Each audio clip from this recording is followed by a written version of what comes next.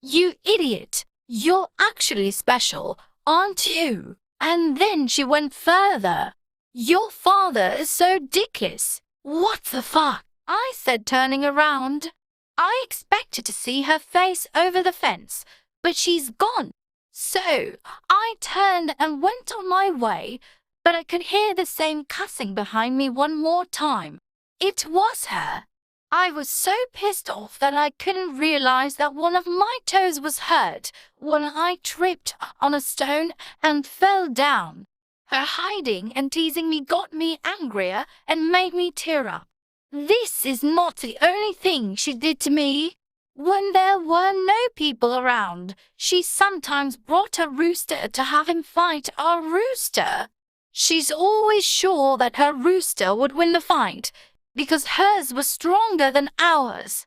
Every time they had a fight, our rooster got so hurt that its comb and eyes turned blood red. She was so mean. She lured our rooster out with feet for a fight when our rooster refused to come out of the hen house. I've got to do something against her, so I came up with an idea. I took our rooster to the jar of red pepper paste. According to the old saying, roosters that feed on red pepper paste become much stronger as bulls, get more powerful when they eat a viper snake. I took out a plate of red pepper paste from the jar and began to feed our rooster by force. He was perplexed at first, but he eventually liked eating the red pepper paste. After he finished half of it, I put him in the coop instead of taking him to the fight, because I knew he had to wait until it took effect. After I composted the field, I went to the perch and took our rooster out during the break. There was no one but Jae-Mesuan, who was working on something like old clothes or cotton wool in her house. I took our rooster to Jae-Mesuan's rooster that was out in the field. I thought it's a good timing for our rooster to fight. They began to fight as usual. Our rooster was flapping and jumping, but was just getting pecked. He started bleeding. He couldn't fight back. But this time was different. A moment later, he jumped again, pecked the comb and scratched the eye of his opponent with his claw. Our rooster was bewildered and stepped back. Our rooster didn't lose the chance. He quickly pecked the opponent's comb again to make it bleed. I thought, that's right. That's the red pepper paste. Surprised at the noises that the two roosters were making, Jae-Mesuan came to the fence of her house to check out what was going on out there. She frowned after finding the unexpected fight. I rooted for my rooster, tapping my ass with my hand. Go, go, my rooster! I was excited. Our rooster was winning the fight, but that's as far as it went. Soon I had to shut up and stood still like a pillar because things changed. Her rooster fought back and cornered our rooster. At last, he came back and started to dominate.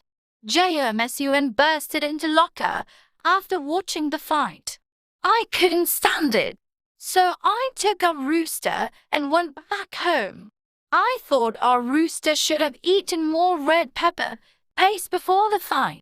I tried to feed him more of the red pepper paste, but he refused to eat it. I thought he was too excited to eat. After I laid our rooster on the ground, I began to feed him through the hole of a cigarette holder. He started coughing. He seemed like he's having trouble eating the red pepper paste. But it's worth trying because it's better than being pecked and bleeding. After finishing 2 small plates of red pepper paste, he became too relaxed, and then he fainted. I was puzzled, and I took him back in the perch before my father found him. But luckily, he came back to life next morning. On my way back from work, I found the 2 roosters fighting again. I was pretty sure that it was Jae-Mesuan. She must have taken our rooster from the perch when there wasn't anyone home. I was upset, so I took our rooster from the fight and put him back in the perch. I didn't want to leave him alone, but I had to go back to firewood gathering. When I gathered withered branches, I thought that I got to pay her back, like whacking her on the back with my hand. So, when I almost got home, I stopped at the reed pipe playing. There were camellia flowers growing among the large rocks, which were all over the place at the bottom of the mountain. Jae-Sun was playing the reed pipe sitting in between the rocks. Furthermore, I was surprised at the sound of flapping roosters. I thought she planned the fight again at the time I'd come back in order to piss me off. I was so angry that I shed tears. I threw my frame to the ground and ran to Jae-Sun with a stick in my hand. I found my rooster bleeding and almost dead.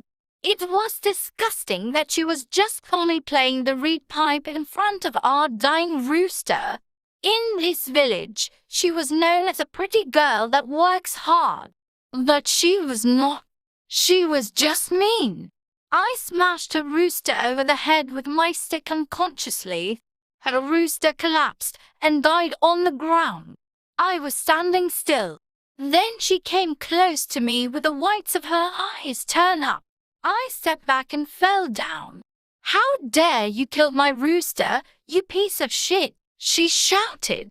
"So what?" I replied, getting back up. "What?" She freaked out and pushed me again. So I fell down again.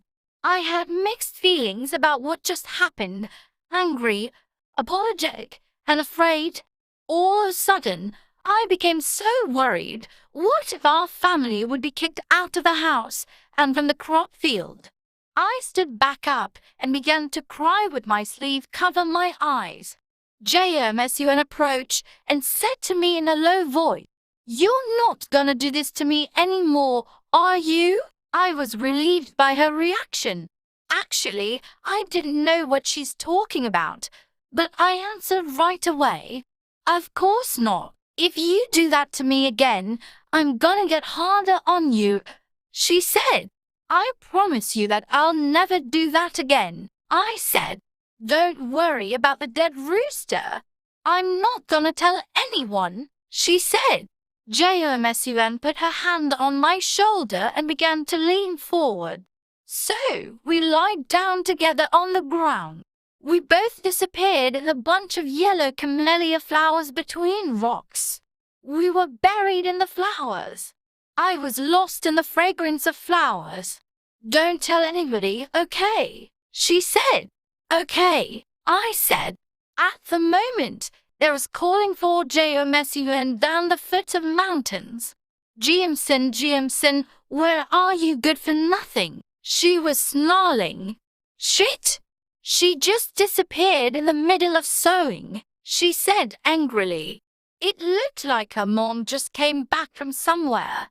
She started to crawl down towards her mom, so I crawled up in the opposite direction.